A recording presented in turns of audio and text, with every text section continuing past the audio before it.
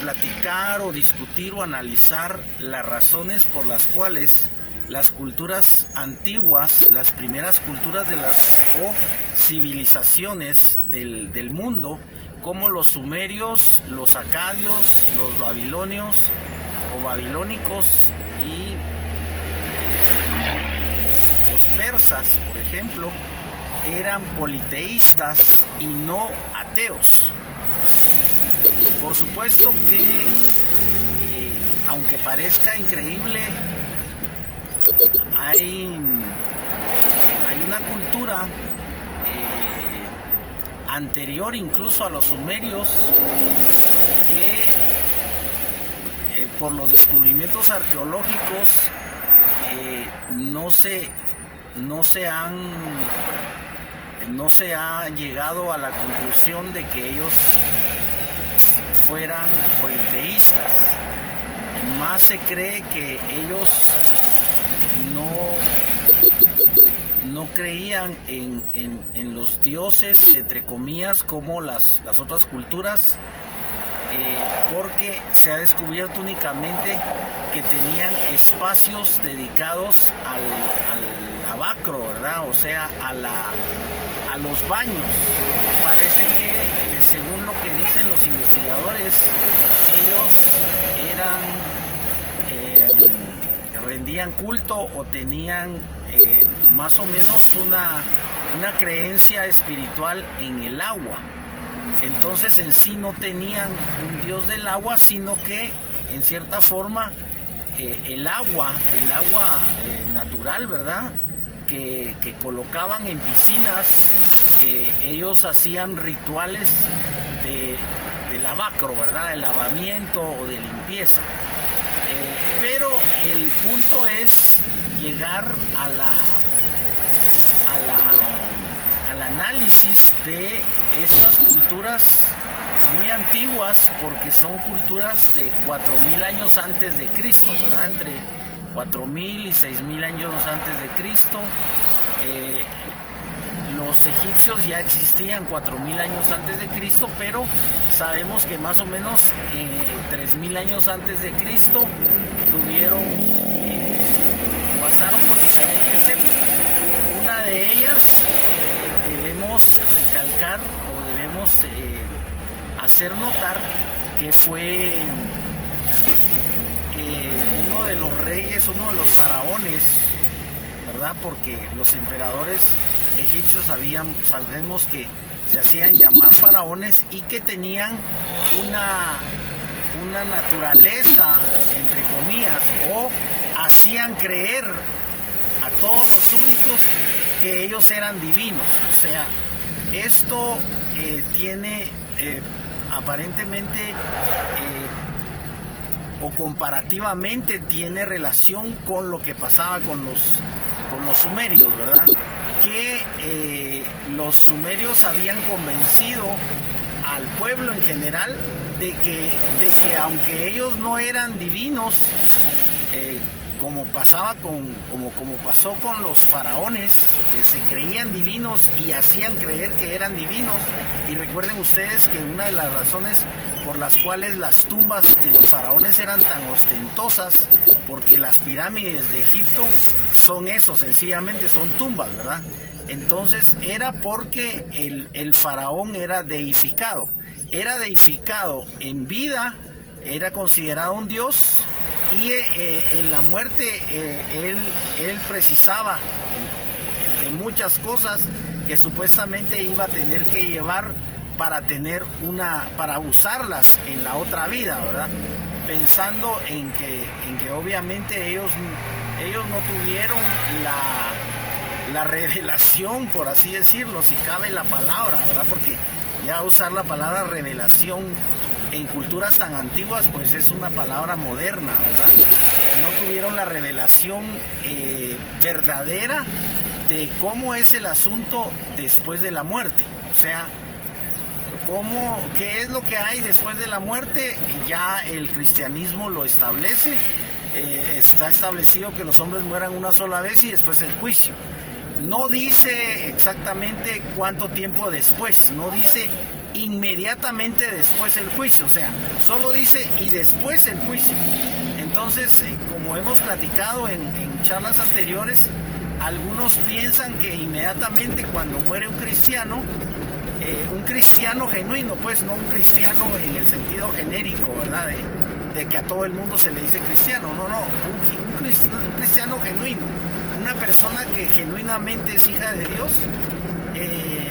Al menos en la iglesia evangélica se tiene la creencia o la fe o la doctrina, si ustedes quieren, de que en cuanto muere un cristiano verdadero, uno que sí cumplió con las demandas del Señor y alguien que sí fue consagrado a Dios y que fue un buen cristiano en general, inmediatamente se va al cielo, entre comillas. Pero existe el otro análisis, que es eminentemente teológico, de que realmente el hombre muere y todavía no se va a ninguna parte, o sea, duerme, sencillamente duerme, porque recuerden ustedes que en el libro de Tesalonicenses dice: porque el Señor mismo con voz de mando, con voz de arcángel, descenderá del cielo y los muertos en Cristo resucitarán.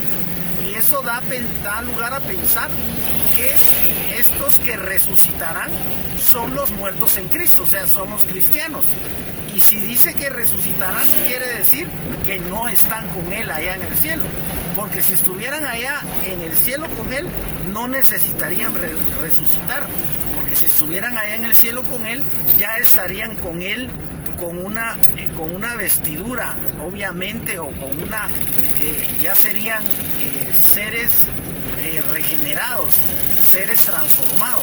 Porque ahí mismo en Tesalonicenses dice: luego nosotros los que vivimos, los que hayamos quedado, seremos transformados. O sea, ese cuerpo celeste que el cristiano piensa que va a tener, y que por supuesto va a tener cuando se cumpla la escritura de Tesalonicenses, para todos los que creemos que es una escritura 100% inspirada por Dios. O sea, no es una invención de Pablo, porque estamos hablando de materia de revelación, ¿verdad?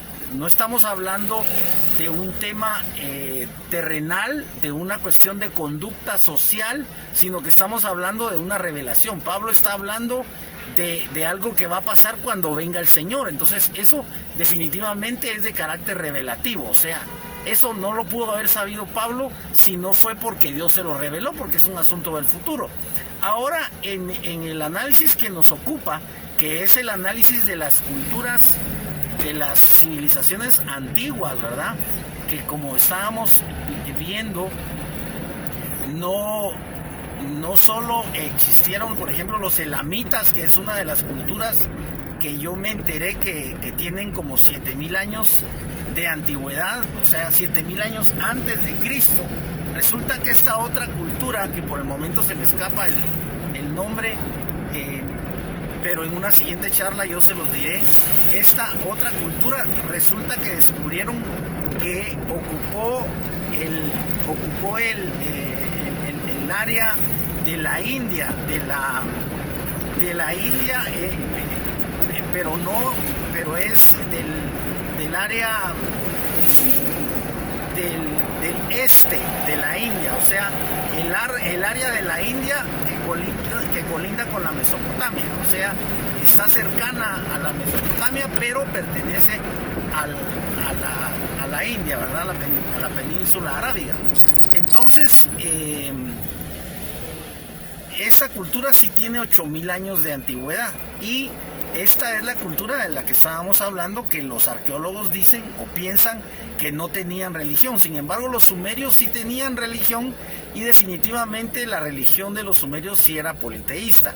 Lo mismo la religión de los acadios, lo mismo la religión de los egipcios, y lo mismo la religión de los persas. Pero por el momento me hacen falta datos que yo voy a investigar para que sea más preciso en relación a esto que estoy comentando. Pero a lo que quiero llegar, digamos, porque no se trata simplemente de recordarles a ustedes cuántos dioses tenían, por ejemplo, que los sumerios tenían 3000 dioses, o cuántos dioses tenían los egipcios, o cuántos dioses tenían los persas. Pero recuerden ustedes que entre estos dioses están los famosos Anunnaki, que creo que ustedes saben que no sabemos por qué razón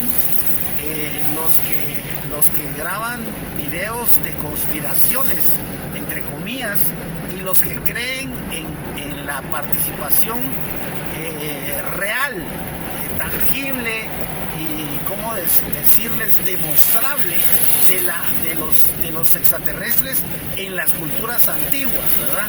Porque ustedes saben que hay personas que creen firmemente que los extraterrestres son reales, que han sido reales y que han participado en la vida, por así decirlo, en la vida de las culturas. Ellos han participado de una u otra forma y han intervenido. Entonces, así como algunos piensan que los extraterrestres tuvieron algún vínculo, alguna relación con las culturas mesoamericanas, ¿verdad? Con los olmecas, con los mayas, con los incas, qué sé yo.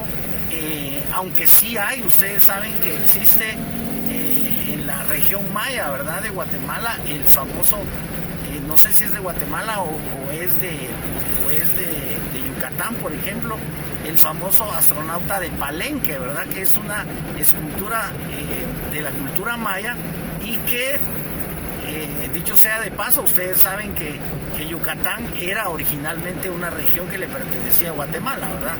Pero ya saben también históricamente por qué razón perdimos nosotros, los gobernantes de Guatemala han vendido no solamente la tierra de Guatemala a otros países, sino ustedes saben que no han tenido el cuidado de preservar el patrimonio que nos heredaron los mayas, ¿verdad? O sea, no solamente los españoles esclavizaron a las culturas indígenas guatemaltecas, sino que lo poco que quedó del patrimonio cultural maya, los mismos gobernantes se han encargado de venderlo, de regalarlo, y a veces de venderlo por cantidades ridículas. O sea, a veces de vender una pieza que podría costar $10,000, o que podría costar 100,000, o que podría costar $1,000,000, venderla por $10 o venderla por $100. O sea, una cosa ridícula. Pero el punto es que definitivamente volviendo al punto de las religiones politeístas, mi interés es únicamente en llamar a su vez el interés de ustedes, o la atención de ustedes, llamar la atención de ustedes en relación a que es importante reconocer que las culturas antiguas, las culturas como los sumerios, los acadios y esas culturas de las cuales he estado tratando de hablar, son culturas que definitivamente han demostrado que había una necesidad en ellos, porque este es el punto más importante. Eso es lo que yo quiero probar. Había una necesidad en ellos de rendir culto a, o sea, había una necesidad en ellos de manifestar alguna espiritualidad. Desafortunadamente vemos cómo el hombre desde su origen, la Biblia nos muestra que el hombre se inclinó hacia la maldad. Por ejemplo, en el capítulo 6 del mismo Génesis, nos dice la Escritura que viendo Dios que la intención del corazón de los hombres era de continuo solamente el mal, desde la juventud. Entonces, esta ya es una actitud que dice la Escritura que generó que a Dios le doliera en su corazón. Si nos damos cuenta, ese es un tipo de sociedad que se manifiesta desde la juventud. Es un tipo de sociedad no espiritual, porque en este caso estos jóvenes de los cuales está hablando este capítulo del Génesis, dice que su intención era de continuo solamente el mal. O sea, allí no está hablando de que ellos estuvieran pensando en algún tipo de espiritualidad, en algún tipo de religión, en algún tipo de culto. No, dice que era de continuo solamente el mal. Entonces, por supuesto que dentro del contexto ya del Antiguo Testamento, pero después de que el pueblo de Israel ya es creado, porque una cosa es hablar del pueblo de Israel antes de que sea creado. O sea, no existía. El pueblo de Israel tuvo un origen, y sabemos que el origen es la amistad entre Dios y Abraham. Por supuesto, el origen del pueblo de Israel está en la mente de Dios, porque Abraham mismo no sabía. Abraham solamente quería tener un hijo, y Dios es el que le ofrece a Abraham que su genealogía o su generación o su simiente iba a ser incontable, ¿verdad? Iba a ser como las estrellas del cielo o la arena del mar, ¿verdad? Lo cual sí se cumplió, pero en diferentes épocas también sabemos que Dios mismo ha tenido que castigar, entre comillas, al pueblo de Israel, y el pueblo de Israel ha tenido en diferentes épocas de la historia ha sido mermado, ¿verdad? Ya sea a través de las guerras o a través de genocidios, como pasó en la Segunda Guerra Mundial, donde Hitler casi los mata a todos, ¿verdad? Casi extermina al pueblo de Israel, porque ese era su objetivo. Tanto que hoy por la mañana estábamos platicando con un amigo mío que es estudiante, es estudioso de la teología, ¿verdad? Él ya es abogado, se acaba de graduar de abogado, y hace muchos años, porque él es hijo de pastor, él ha estudiado teología, aunque todavía no es licenciado en teología, pero yo le hacía la pregunta acerca de cuál sería la postura de Dios en relación a la Segunda Guerra Mundial. Si Dios estaba del lado de Hitler, escuchen bien lo que voy a plantear, porque pareciera como que soy un hereje, pero fíjense bien el planteamiento. Es solo un planteamiento, y el planteamiento es: Dios estaba del lado de Hitler para aniquilar a los judíos, o estaba del lado de los gringos, o sea, de los norteamericanos y de los ingleses como Churchill, ¿verdad? Que estaban en contra de los alemanes. Si Dios estaba del lado de los aliados para matar a Hitler y para terminar con ese monstruo, ¿verdad? Porque Hitler era un monstruo, y aún la palabra monstruo se queda pequeña. En Guatemala tenemos expresiones que no puedo decir porque no se pueden usar en un video, ¿verdad? Que era un hijo de puntos suspensivos, y aún eso es pequeño,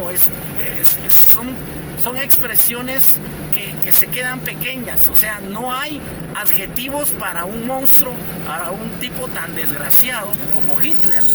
No hay expresiones, todavía no las han inventado que puedan definir qué tipo de monstruo, qué tipo de hombre puede ser alguien que asesina que hace un genocidio, que no mata 100, no mata 600, no mata 6,000, no mata 60,000, sino mata 6 millones de personas. O sea, ¿qué tipo de persona es esa? No existe un adjetivo. Pero el punto es la tercera postura de Dios. O sea, la primera es en contra de los judíos, la segunda es a favor y del lado de los aliados para matar a Hitler y terminar con el nazismo, o una actitud imparcial de parte de Dios, en la cual Dios no mete las manos, y simplemente, como es una pelea entre seres humanos, ¿verdad?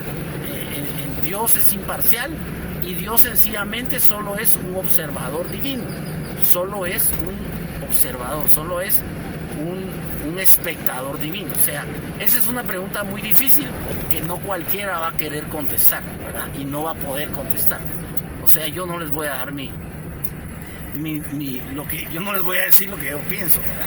Cada uno tiene que pensar y tiene que decir, bueno, yo creo que Dios estaba de tal lado, o yo creo que Dios adoptó tal postura. Eso es cosa de cada uno, pero lo importante, porque ya nos extendimos mucho, es regresar al asunto de lo interesante que es ver que en el origen de la humanidad, en el origen de las civilizaciones, porque estamos hablando de los sumerios, de los acadios, de los babilonios, de los persas, en el origen de todas esas culturas que eran civilizaciones que, por ejemplo, dice que ya desde la época de los sumerios a ellos se les atribuye la invención del arado, la invención de la rueda, y estamos hablando de 6.000 años antes de Cristo. O sea, es increíble. Estos inventos tienen unos 8.000 años por lo menos de haber sido inventados, de haber sido creados. Y entonces estas culturas también crean todo un sistema de creencias, ¿verdad? O sea, su religión. Nos preguntamos de dónde sacaron ellos la concepción de los dioses. Sabemos que en muchos casos, digamos como en el caso de los egipcios, para ellos el sol era un dios, ¿verdad? El dios Ra, el dios sol que daba, obviamente, como se ve en el cielo, se puede observar, ellos no eran capaces tampoco de la comprensión que se tiene ya científica, digamos, muchísimos siglos después de Cristo, ya digamos en la época de Galileo Galilei, por ejemplo, que fue el que sostuvo que no era el sol el que giraba alrededor de la Tierra, ¿verdad? Sino que era la Tierra la que estaba girando alrededor del sol y el sol no se movía. Eso no lo podían saber los egipcios, o sea, la ciencia de los egipcios estaba limitada en ese sentido. Así que también los sumerios tenían divinidades para los, como sabemos, para los fenómenos de la naturaleza, ¿verdad? Ahora, por ejemplo, sí es importante, para tratar de ir terminando, porque este solo es un ensayo, es importante ver que había un grupo de personas que sí tenían cierto interés espiritual, entre comillas también, porque recuerden ustedes que es característico en culturas como los sumerios, sobre todo como los persas, es característico que existieran los zigurats. Ustedes saben que son lugares altos que construyeron y que ustedes saben que también hay una referencia en la Biblia acerca de un zigurat que lo estaba construyendo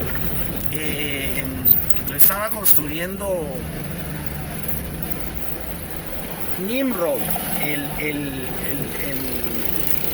¿cómo se dice? El rey o algo así, o el gobernador o el emperador o el jefe de esa cultura, ¿verdad? Lo estaba construyendo, se estaba construyendo la Torre de Babel. Y recuerden ustedes que de allí, al menos desde el punto de vista bíblico, viene la dispersión a través de las lenguas. De ahí es de donde bíblicamente Dios envió algo así como un juicio, ya no se entendían y entonces cada uno hablaba una lengua diferente y obviamente tuvieron que detenerse en relación a la construcción de la Torre de Babel. ¿Cuál era el objetivo de la Torre de Babel? Pues según el contexto del juicio de Dios, la actitud de parte de los que estaban construyendo la Torre de Babel era mala. Mala entre comillas también, porque recuerden que es una cultura que realmente no conoce a Dios, es una cultura que se aparta de Dios, o sea, la humanidad se aparta de Dios desde su origen. Si nosotros analizamos, es que hay mucho de qué hablar, pero si nosotros analizamos, por ejemplo, cómo fue que existió un personaje como Caín, que habiendo, como decimos en Guatemala, habiendo mamado de la leche de la misma madre que Abel, al decir esta expresión de haber mamado la misma leche, pues entenderán ustedes que se refiere a que son hijos de la misma madre. Entonces, obviamente los mismos consejos que se le dieron a Abel, se le dieron a Caín. La misma educación, entre comillas, aunque haya sido como lo llaman los pedagogos, una educación cósmica, porque obviamente ni Adán ni Eva fueron los inventores de una educación sistemática, ¿verdad? O sea, eso de la educación sistemática se tuvo que dar ya en civilizaciones como los sumerios y como estas civilizaciones que estamos hablando, que obviamente son sumamente posteriores a Adán y Eva, ¿verdad? Se pueden imaginar ustedes. Son incluso posteriores al diluvio. O sea, el diluvio ya se demostró que sí fue un hecho, mundial, porque incluso hay crónicas o hay vestigios arqueológicos del asunto del diluvio en diferentes culturas. O sea, el diluvio del que habla la Biblia sí fue un hecho arqueológicamente comprobable, ¿verdad? Solo que pues yo no soy arqueólogo, entonces no les puedo dar yo exactamente fechas, ¿verdad? Digamos, no puedo decirles que se dio antes de la edad de hierro, o no puedo decirles, pero sí se dio el diluvio, y obviamente después del diluvio, por así decirlo, vuelve a empezar la humanidad. Pero estamos analizando el hecho de que cómo es posible que pueda existir en el caso de Caín y Abel dos personajes que son hermanos, legítimos hermanos, hijos de los mismos padres, que tienen la misma educación, o que sus padres les transfieren de alguna forma, seguramente verbal, el mismo conocimiento acerca de Dios, y sin embargo notamos que Caín tenía un diferente fuero, ¿verdad? Una diferente conciencia, una diferente concepción acerca del temor de Dios, acerca de que Dios estaba viéndolo todo. Incluso recuerden que hay un diálogo entre Dios y Caín, donde Dios le pregunta a Caín, ¿verdad? Le pregunta, mira, ¿dónde está tu hermano? Y Caín le responde groseramente a Dios y le dice, ¿y acaso soy yo guarda de mi hermano? Y la verdad es que sí, Caín era guarda de su hermano, porque a su vez Abel era guarda de Caín. O sea, los hermanos entre sí hay una relación tan importante, que es una relación natural, que nadie les tiene que enseñar. Digamos, de cualquier cultura, el hermano mayor protege al hermano menor. E incluso cuando el hermano mayor está en problemas y el hermano menor lo puede ayudar, eso no requiere de ninguna religión ni de ninguna enseñanza. Es algo innato ya en los seres humanos, que el hermano menor, si tiene que defender a su hermano mayor, lo defiende, ¿verdad? Hasta con las uñas, como decimos en Guatemala. Pero el punto es que así como surge Caín, así surgen culturas que se apartan completamente de Dios. Bueno, esto solo era un ensayo y solo quería dejar en ustedes esta pequeña duda. En el futuro vamos a seguir platicando sobre eso. Dios les bendiga.